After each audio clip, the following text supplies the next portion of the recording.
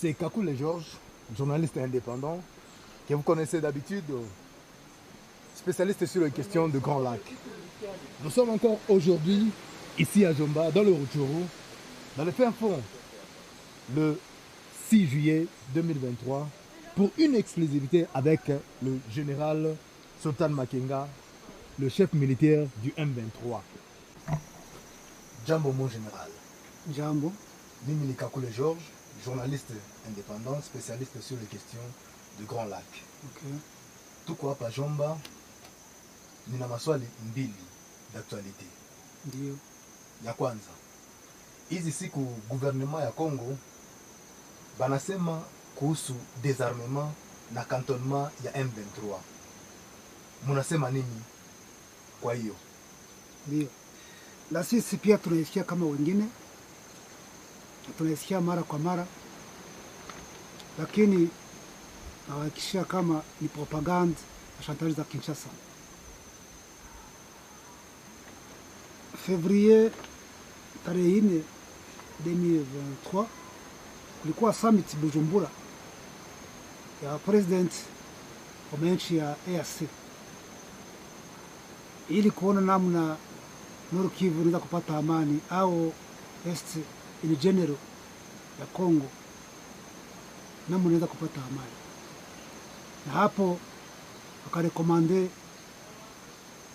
vitu vitatu, 3 choses: ceasefire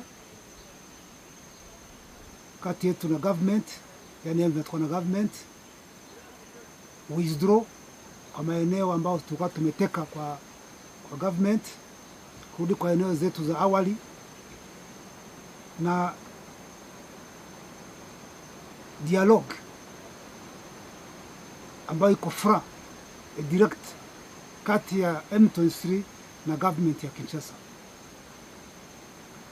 Na sisi kama M23 ambao mtuomba yote kwa heshima na confiance ambayo tunayo kwa hao viongozi wa EAC, yote tumefanya. Inabaki peke yake hiyo dialogue ambapo tutazungumzia, tutadiscuss the root causes of the conflict. So sisi tungali tunasubiri hiyo dialogue, yani mambo yote ambayo ametuomba kufanya sisi kama M23 tumemaliza, na hii ambao wanazungumzia cantonnement, désarmement haituhusu, na kama kweli inatuhusu maana itakuwepo. Asante.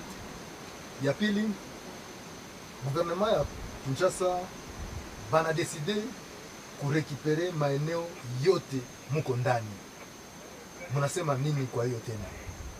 Ndio tunaisikia, tunaifuatilia kwa karibu, hawafiche, wanaizungumuza, lakini kawaida yao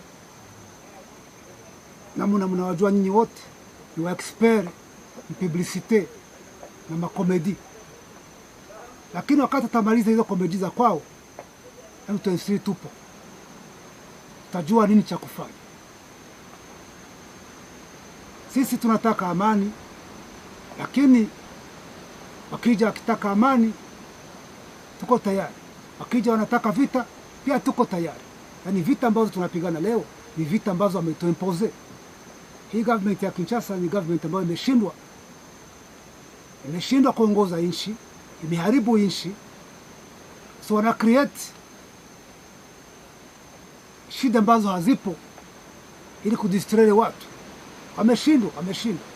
Wanatafuta visingizio kwa watu wengine huko na huko ili wakuvuri incompetence yao, irresponsibility ya kwao, lakini wanafikia watu wote ni wajinga.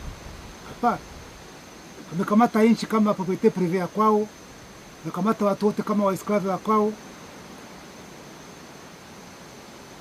Kazi yao tu ni kuiba nchi, kuharibu nchi, kuua wananchi, kudeambile peke yake. So baada ya hapo wanalalamika kila sehemu na kutafuta excuse kwenye hazipo, lakini watu wote hawajakubali, hawatakubali. kwa waesclave wa hiyo group ambayo iko Kinshasa. Hakuna watoto hatakubali hiyo ujinga yote iendelee. Lazima kuna wenye amekataa na kuna wenye atakataa. Sisi tuko hapo kwa amani, tunapenda amani na ndio tunapigania amani kwa watu wote, tunapigania justice kwa watu wote, tunapigania legalite. Lakini Kinshasa kwa hiyo michezo yao wakatimpose vita, sasa tutafanya nini?